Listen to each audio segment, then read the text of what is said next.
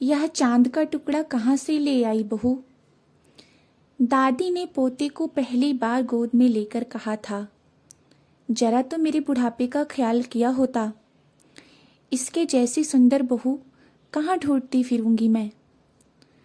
College तक पहुँचते पहुँचते दादी के ये शब्द मधुप को हजारों बार सुनने के कारण याद हो गए थे और वह अपने आप को रूप रंग में अद्वितीय समझने लगा था।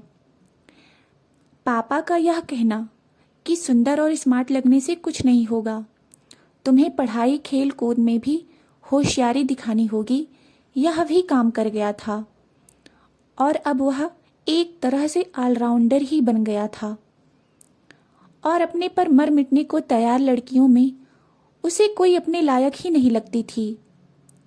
इसका भी फायदा यह हुआ कि वह इश्क विश्क के चक्कर से बचकर पढ़ाई करता रहा। इसका परिणाम अच्छा ही रहा और IIT, IIAM की डिग्रियां और बढ़िया नौकरी आसानी से उसकी झोली में आ गिरी। लेकिन असली मुसीबत अब शुरू हुई। शादी पारिवारिक, सामाजिक और शारीरिक जरूरत बन गई थी, लेकिन ना खुद को और ना ही घर वालों को कोई लड़की पसंद आ रही थी। अचानक एक शादी में मामा ने दूर से कशिश दिखाई तो मधुप उसे आप पलक देखता रह गया। तराशे हुए नए नक्श, सुबह की लालिमा लिए उजरा रंग और लंबा कद, बचपन से पढ़ी कथा की नायिका जैसी। पसंद है तो रिश्ते की बात चलाऊं? माँ ने पूछा।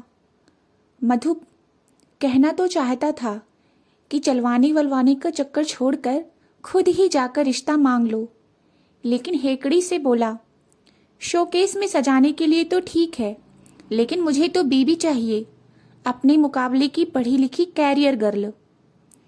कशिश क्वालिफाइड है, एक मल्टीनेशनल कंपनी में सेक्रेटरी है। अब तुम उसे अपनी टक्कर के लगते हो या नहीं, यह मैं नहीं कह सकता। मामा ने मधुप की हेकड़ी से चिढ़कर नहले पर दहला जड़ दिया। खिसियाया मधुप इतना ही पूछ सका, आप यह सब कैसे जानते हैं? अक्सर मैं रविवार को इसके पापा के साथ गोल्फ खेलकर लंच करता हूँ, तभी परिवार के बारे में बातचीत हो जाती है। आपने उनको मेरे बारे में बताया? अभी तक तो नहीं, लेकिन वह यही है, चाहो तो मिलवा सकता हूँ। कहना तो चाहा कि पूछते क्यों हो, जल्दी से मिलवाओ, पर हेकड़ी ने फिर सिर उठाया। ठीक है, मिल लेते हैं, लेकिन शादी ब्याह की बात आप अभी नहीं करेंगे। मैं तो कभी नहीं करूँगा, परस्पर परिचय करवाकर तटस्थ हो जाऊँगा, कहकर मामा ने उसे डॉक्टर धड़ीधर से मिलवा दिया। जैसा उसने सोचा था, धड़ीधर ने तुरंत अपनी बेटी कशिश और पत्नी कामनी से मिलवाया और मधुप ने उन्हें अपने मम्मी पापा से परिचय करवाने वाले मामा शादी की भीड़ में ना जाने कहां से खो गए। किसी उन्हें ढूंढने की कोशिश भी नहीं की। चलने से पहले डॉक्टर धड़ीधर ने उन लोगों को अगले सप्ताहांत डिनर पर बुलाया, जिसे मधुप के परिवार ने सहर्ष मान लिया। मधुप की बेसब्री तो इतनी बढ़ चुकी थी कि 3 रोज के बाद आने वाला सप्ताहांत भी बहुत दूर लग रहा था और धड़ीधर के घर जाकर तो वह बेचैनी और भी बढ़ गई। कशिश को खाना बनाने, घर सजाने, यानी जिंदगी की हर शय को जीने का शौक था। इसका कहना है कि आप नौकरी या व्यवसाय में तभी तरक्की कर सकते हो जब आप उससे कमाए पैसे का भरपूर आनंद लो। यह आपको अपना काम बेहतर करने की ललक और प्रेरणा देता है, धड़ीधर ने बताया। अब तो मैं भी इसका यह तर्क मानने लग गया हूँ। उसके बाद सब कुछ बहुत जल्दी हो गया, यानी सगाई, शादी। मधुप को मानना पड़ा कि कशिश बगैर किसी पूर्वाग्रह के जीने की कला जानती, यानी जीवन की विभिन्न विधाओं में तालमेल बैठाना जानती है। ना तो उसे अपने ऑफिस की समस्याओं को लेकर कोई तनाव होता था और ना ही किसी घरेलू नौकर के बगैर बताए छुट्टी लेने पर। यानी घर और ऑफिस दोनों सुचारू रूप से चला लेती थी वह। मधुप को भी कभी आज नहीं, आज बहुत थक गई हूं कहकर नहीं टाला था उसने। समय पंख लगाकर उड़ रहा था। शादी की 30वीं सालगिरह पर सास और माँ ने दादी नानी बनाने की फरमाइश की। कशिश भी कैरियर में उस मुकाम पर पहुंच चुकी थी जहां पर कुछ समय के लिए विराम ले सकती थी। मधुप को भी कोई ऐतराज नहीं था, सो दोनों ने स्वेच्छा से परिवार नियोजन को तिलांजलि दे दी। लेकिन जब साल भर तक कुछ नहीं हुआ तो कशिश ने मेडिकल परीक्षण करवाया। उसकी फैलोपियन ट्यूब में कुछ विकार था जो इलाज से ठीक हो ही नहीं सकता था। डॉक्टर धड़ीधर शहर की जानी मानी स्त्री रोग विशेषज्ञ डॉक्टर विशाखा से अपनी देखरेख में कशिश का उपचार करवाने लगे। प्रत्येक टेस्ट अपने सामने 2 प्रयोगशालाओं में करवाते थे। उस रात कशिश और मधुप रात का खाना खाने ही वाले थे कि अचानक डॉक्टर धड़ीधर और कामनी आ गए। डॉक्टर धड़ीधर मधुप को बाहों में भरकर बोले, साल भर पूरा होने से पहले ही मुझे नाना बनाओ। आज की रिपोर्ट के मुताबिक कशिश अब एकदम स्वस्थ है।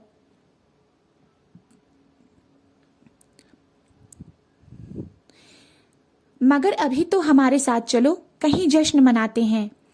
आज तो घर पर ही सेलिब्रेट कर लेते हैं पापा, कशिश ने शर्माते हुए कहा। बाहर किसी जान पहचान वाली ने वजह पूछ ली तो क्या कहेंगे? वही जो सच है। मैं तो खुद ही आगे बढ़कर सबको बताना चाह रहा हूँ, मगर तुम कहती हो तो घर पर ही सही। धड़ीधर ने मधुप को छेड़ा। नाना बनने वाला हूँ, उसके अस्तर की खातिर करो होने वाले पापा जी। धड़ीधर देर रात आने वाले मेहमानों के आगमन की तैयारी की बातें करते रहे। कामिनी ने याद दिलाया कि घर चलना है, सुबह सबको काम पर जाना है। वे नाना बनने वाले हैं, इस खुशी में कल छुट्टी नहीं है पापा। आपके साथ ड्राइवर नहीं है, आप अपनी गाड़ी यहीं छोड़ दें। सुबह ड्राइवर से मंगवा लीजिएगा, अभी आपको हम लोग खुद घर पहुंचा देते हैं। मधुप ने कहा, तुम लोग तो अब बेटा जी तुरंत आने वाले मेहमान को लाने की तैयारी में जुट जाओ, हमारी फिक्र मत करो। गाड़ी क्या, आज तो मैं हवाई जहाज भी चला सकता हूँ। धड़ीधर जोश से बोले। उसी जोश में तेज गाड़ी भगाते हुए उन्होंने सड़क के किनारे खड़े ट्रक को इतनी जोर से टक्कर मार दी कि गाड़ी में तुरंत आग लग गई, जिसके बुझने पर राख में सिर्फ अस्थिपंजर और लौह के भाग मिले। शेष सब कुछ पल भर में ही भस्म हो गया। कशिश तो इस हादसे से जैसे बिछपती ही हो गई थी। अकेली संतान होने के कारण समझ ही नहीं पा रही थी कि कैसे खुद को संभाले और कैसे मम्मी पापा द्वारा छोड़ी गई अपार संपत्ति को। मधुप उसके अथाह दुख को समझ रहा था और यथासंभव उसकी सहायता भी कर रहा था, लेकिन कशिश को शायद उस दुख के साथ जीने में ही मजा आ रहा था। ऑफिस तो जाती थी, लेकिन मधुप और घर की ओर से प्रायः उदासीन हो चली थी। मधुप का संयम टूटने लगा था। एक रोज कशिश ने बताया कि उसने वकील से पापा की संपत्ति का समाज सेवा संस्था के लिए ट्रस्ट बनाने को कहा था, मगर उनका कहना है कि फिलहाल कोठी को किराए पर चढ़ा दो और पैसे को फिक्स्ड डिपॉजिट में डालती रहो। कुछ वर्षों के बाद जब पापा के नाती नातिन बड़े हो जाएं, तो उन्हें फैसला करने देना कि वे इस संपत्ति का क्या करना चाहते हैं। बिल्कुल ठीक कहते हैं वकील साहब, मम्मी पापा जीवित रहते तो यही करते, और तुम्हें भी यही करना चाहिए जो मम्मी पापा की अंतिम इच्छा थी। मधुप ने कहा। अंतिम इच्छा क्या थी? अपने नाती नातिन को जल्दी से दुनिया में बुलवाने की। हमें उनकी यह इच्छा जल्दी से पूरी करनी चाहिए। मधुप ने मौका लपका और कशिश को अपनी बाहों में भर लिया। कशिश कसमसाकर उसकी बाहों से निकल गई, फिर बोली, मम्मी पापा के घर से निकलते ही तुम रात भर उनकी यह इच्छा तो पूरी करने में लगे रहे थे, और इसीलिए बार बार कॉल बजने पर भी फोन नहीं उठाया था। फोन उठाकर भी क्या होता कशिश? मधुप ने बात काटी। फोन तो सब कुछ खत्म होने के बाद ही आया था। हाँ, सब कुछ ही तो खत्म हो गया है, कशिश ने आह भरकर कहा और रोने लगी। कुछ खत्म नहीं हुआ कशिश, हम है ना, मम्मी पापा के सपने जीवित रखने को, कहकर मधुप ने उसे फिर बाहों में भर लिया।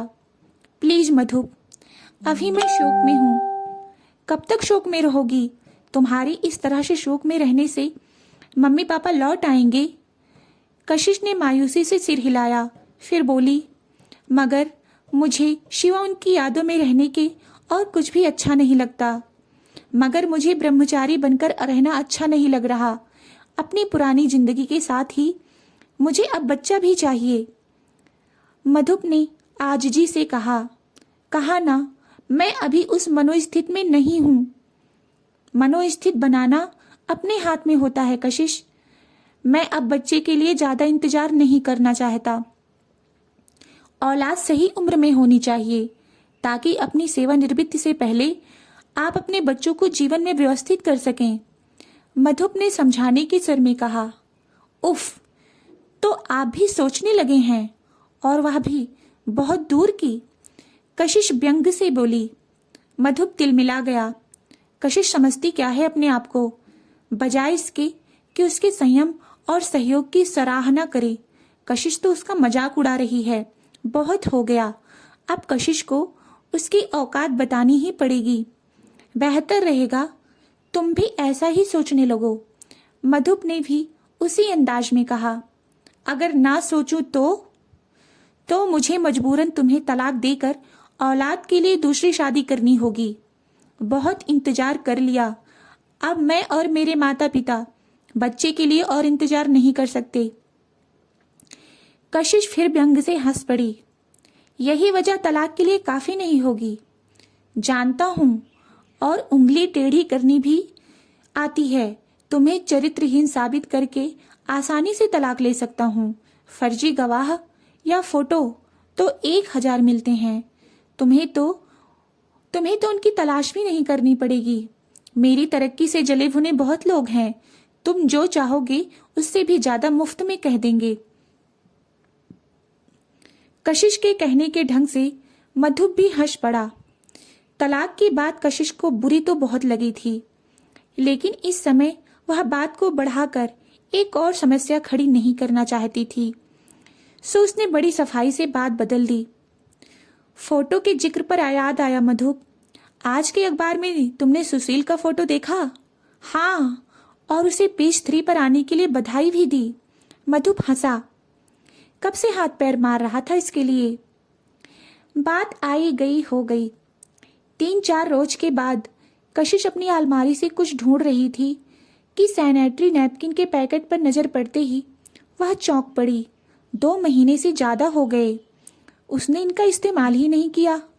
इसकी वजह अवसाद भी हो सकता है, मगर क्या पता खुशी दरवाजे पर दस्तक दे रही हो। उसने तुरंत डॉक्टर विशाखा को फोन किया। कुछ काम निपटाकर वह डॉक्टर विशाखा के पास जाने को निकल ही रही थी कि कुरियर से जाने माने वकील अर्देशीर द्वारा भिजवाया गया मधुप का तलाक का नोटिस मिला। कशिश का सिर घूम गया। वह कुछ देर कुछ सोचती रही, फिर मुस्कुराकर बाहर आ गई। डॉक्टर विशाखा उसकी जांच करने के बाद मोबाइल नंबर मिलाने लगी। बधाई हो मधुप, कशिश को 10 सप्ताह का गर्भ है। तुम तुरंत मेरे नर्सिंग होम में पहुंचो, मैं तुम दोनों को एक साथ कुछ सलाह दूंगी, कह विशाखा कशिश की ओर मुड़ी। अब तक तो सब ठीक रहा है, तो आगे भी ठीक रहेगा वाला रवैया नहीं चलेगा। तुम अपना बहुत ख्याल रखना होगा तुम्हें, जो तुम तो रखने से रही, इसलिए मधुप को यह जिम्मेदारी सौंपूंगी। कशिश मुस्कुरा दी। उस मुस्कुराहट में छिपा विद्रूप और व्यंग डॉक्टर विशाखा नहीं देख रही थी। मधुप से खुशी समेटे नहीं सिमट रही थी। बोला, आप फिक्र मत करिए डॉक्टर विशाखा, मैं साई की तरह कशिश के साथ रहूंगा। लंबी छुट्टी ले लूंगा काम से, मगर मैं तो जब तक काम जा सकती हूँ जाऊंगी। कशिश ने दृढ़ स्वर में कहा। घर में बेकार बैठकर बोर होने का असर मेरी सेहत पर पड़ेगा। वह तो है, जरूर काम पर जाओ, मगर निश्चित समय पर खाओ पियो और आराम करो, कहकर विशाखा ने दोनों को क्या करना है क्या नहीं यह बताया। हम दोनों लंच के लिए घर आया करेंगे, फिर आराम करने के बाद कुछ देर के बाद जरूरी हुआ तो ऑफिस जाएंगे, फिर रात के खाने के बाद नियमित टहलने, इसमें तुम कोई फेरबदल नहीं करोगी। मधुप ने दृढ़ स्वर में कहा। करूंगी तो तुम मुझे तलाक दे दोगे? कशिश के स्वर में व्यंग था। उसका तो अब सवाल ही नहीं उठता। तुम्हारे 7 या 70 खून भी माफ। मधुप हंसा, मगर उसके स्वर में क्षमा याचना या पश्चाताप नहीं था। समझ तो गया कि कशिश को तलाक के कागज मिल गए हैं और यह कहकर कि अब उसका सवाल ही नहीं उठता, उसने बात भी खत्म कर दी थी। वह कशिश को उसकी गुस्ताखी और औकात की याद भी दिला दी थी। यूं तो उसे वकील से भी संपर्क करना चाहिए था, पर इससे उसके अहम को ठेस लगती। कशिश से जवाब न मिलने पर जब वकील उससे अगले कदम के बारे में पूछेगा तो कह देगा कशिश ने भूल सुधार ली है। मधुप को कशिश के ऑफिस जाने पर तो ऐतराज नहीं था, लेकिन जब तब मम्मी पापा के घर जाकर कशिश का उदास होना उसे पसंद नहीं था। घर की देखभाल के लिए जाना भी जरूरी था, नौकरों के भरोसे तो छोड़ा नहीं जा सकता था। मधुप ने कशिश को समझाया कि क्यों ना पापा के क्लिनिक संभालने वाले विधुर डॉक्टर सुधीर से कोठी में रहने को कहें। सुनकर कशिश फड़क उठी, जैसे किसी बहुत बड़ी समस्या का हल मिल गया हो। उसके बाद कशिश पूर्णतया सहज और तनाव मुक्त हो गई। आज मैं ऑफिस नहीं जाऊंगी, घर पर रहकर छोटे मोटे काम करूंगी, जैसे कपड़ों की अलमारी में आने वाले महीने में जो नहीं पहनने हैं उन्हें सहेज कर रखना और जो ढीले हो गए हैं उन्हें अलग रखना, वगैरह वगैरह। एक रोज कशिश ने बड़े सहज भाव से बताया, फिक्र मत करो, थकाने वाला काम नहीं है और फिर घर पर ही हूं, थकान होगी तो आराम कर लूंगी। मधुप आश्वस्त होकर ऑफिस चला गया। जब वह लंच के लिए घर आया तो कशिश घर पर नहीं थी। नौकर ने बताया कि कुछ देर पहले गाड़ी में सामान से भरे हुए कुछ बैग और सूटकेस लेकर मैडम बाहर गई हुई हैं। यह नहीं बताया कि कब आएंगी या कहाँ गई हैं। नहीं साहब, जाहिर था कि सामान लेकर कशिश अपने पापा के घर ही गई होगी। मधुप ने फोन करने के बजाय वहां जाना ही बेहतर समझा। ड्राइव वे में कशिश की गाड़ी खड़ी थी। उसके गाड़ी को देखते ही बजाय दरवाजा खोलने के चौकीदार ने रुखाई से कहा, बिटिया ने कहा है आपको अंदर नहीं आने दे। तभी अंदर से डॉक्टर सुधीर आ गया। बोला, कशिश से अब आपका संपर्क केवल अपने वकील द्वारा ही होगा, सो आइंदा यहाँ मत आइएगा। कैसे नहीं आऊँगा? कशिश मेरी बीबी है, वही बीबी जिसे आपने बदचलनी के आरोप में तलाक का नोटिस भिजवाया है। सुधीर ने व्यंग से बात काटी। आप अपने वकील से कशिश की प्रतिक्रिया की प्रति ले लीजिए। मधुप का सिर भन्ना गया। बोला, मुझे कशिश को नोटिस भेजने की वजह बतानी है। जो भी बताना है वकील के द्वारा बताइए। कशिश से तो आपकी मुलाकात अब कोर्ट में ही होगी, कहकर सुधीर चला गया। आप भी जाइए साहब, हमें हाथ उठाने को मजबूर मत करिए, चौकीदार ने बेबसी से कहा। मधु भिनभिनाता हुआ अर्धेशीर के ऑफिस पहुंचा। आपकी पत्नी भी बगैर किसी शर्त के आपको तुरंत तलाक देने को तैयार है, सो पहली सुनवाई में ही फैसला हो जाएगा। हम जितनी जल्दी हो सकेगा तारीख लेने की कोशिश करेंगे। अर्धेशीर ने उसे देखते ही कहा, मगर मुझे तलाक नहीं चाहिए। मैं अपने आरोप और केस वापस लेना चाहता हूँ। आप तुरंत इस आशय का नोटिस कशिश के वकील को भेज दीजिए। मधुप ने उतावली से कहा। अर्देशीर ने आश्चर्य और फिर दया मिश्रित भाव से उसकी ओर देखा। ऐसे मामलों को वकीलों द्वारा नहीं, आपसे बातचीत द्वारा सुलझाना बेहतर होता है। चाहता तो मैं भी यही हूं, लेकिन कशिश मुझसे मिलने को ही तैयार नहीं है। आप तुरंत उसके वकील को केस और आरोप वापस लेने का नोटिस भिजवा दें, इससे मामला बहुत बिगड़ जाएगा। कशिश की वकील सोनाली उल्टे आप पर अपने क्लाइंट को बिना वजह परेशान करने और मानसिक संत्रास देने का आरोप लगा देगी। कशिश की वकील सोनाली: जी हाँ, आप उन्हें जानते हैं? हाँ, कशिश की बहुत अच्छी सहेली है, तो आप उनसे मिलकर समझौता कर लीजिए। वैसे भी हमारे लिए तो अब इस केस में करने को कुछ रहा ही नहीं है, अर्देशीर ने रुखाई से कहा। मधुप तुरंत सोनाली के घर गया। उसकी आशा के विपरीत सोनाली उससे बहुत अच्छी तरह से मिली। मैं बताना चाहता हूँ कि मैंने वह नोटिस कशिश को महज झटका देने को भिजवाया था, उसे अपनी गलती का एहसास करवाने को।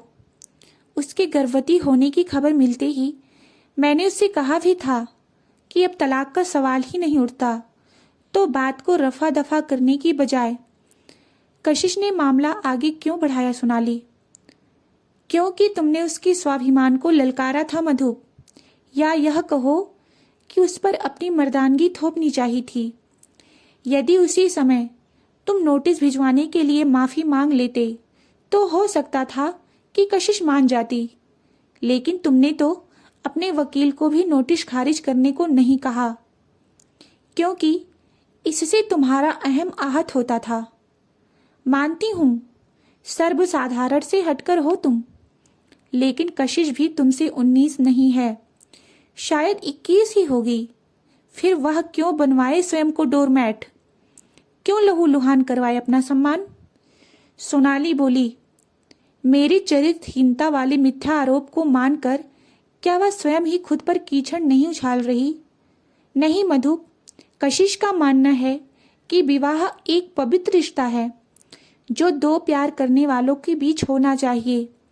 बगैर प्यार के शादी या एक तरफा प्यार में पति पत्नी की तरह रहना लिव इन रिलेशनशिप से भी ज्यादा अनैतिक है, क्योंकि लिव इन में प्यार को परखने का प्रयास तो होता है, लेकिन एक तरफा प्यार अभिसार नहीं व्याभिचार है, सो अनैतिक कहलाएगा। और अनैतिक रिश्ते में रहने वाली स्त्री चरित्रहीन। मगर कशिश का एक तरफा प्यार कैसे हो गया? वह अच्छी तरह जानती है कि मैं उसे कितनी शिद्दत से प्यार करता हूँ। मधुप ने बात काटी। कशिश का कहना है कि तुम सिर्फ खुद से और खुद की उपलब्धियों से प्यार करते हो। कशिश जैसी ब्रेन विद ब्यूटी कहलाने वाली बीबी भी एक उपलब्धि ही तो थी तुम्हारे लिए। अगर तुम्हें उससे वाकई में प्यार होता तो तुम उसके लिए चरित्रहीन जैसा घिनौना शब्द इस्तेमाल ही नहीं कर सकते थे। वह तो मैंने कशिश के उकसाने पर ही किया था। खैर, अब बोलो, आगे क्या करना है या तुम क्या कर सकती हो? बगैर तुम्हारे आरोप की धज्जियां उड़ाए या तुम्हारे वकील को कशिश के चरित्र पर कीचड़ उछालने का मौका दिए आपसी समझौते से तलाक दिलवा सकती हूँ, मगर मैं तलाक नहीं चाहता। सोनाली, कशिश चाहती है और मैं कशिश की वकील हूँ। सोनाली ने सपाट स्वर में कहा, वही करूंगी जो वह चाहती है। तो तलाक करवा दो, मगर इस शर्त पर कि मुझे अपने बच्चे को देखने का हक होगा। चरित्रहीन का आरोप लगाने के बाद तुम किस मुंह से यह शर्त रख सकते हो मधु? बच्चे के लिए यह तलाक हो जाने के बाद या तो तुम दूसरी शादी कर लेना या अपनी उपलब्धियों अथवा घमंड को पालते रहना बच्चे की तरह। कहकर सोनाली व्यंग से हंस पड़ी। आज उसके अहंकार की वजह से ना सिर्फ उसकी सास ससुर की दौलत बल्कि उसकी पत्नी और बच्चा भी हमेशा के लिए उससे दूर जा चुके थे। उसका घमंड चूर चूर हो गया था। तो दोस्तों, यह कहानी अच्छी लगी हो तो वीडियो को लाइक और चैनल को सब्सक्राइब अवश्य करें। वीडियो को एंड तक देखने के लिए बहुत बहुत धन्यवाद।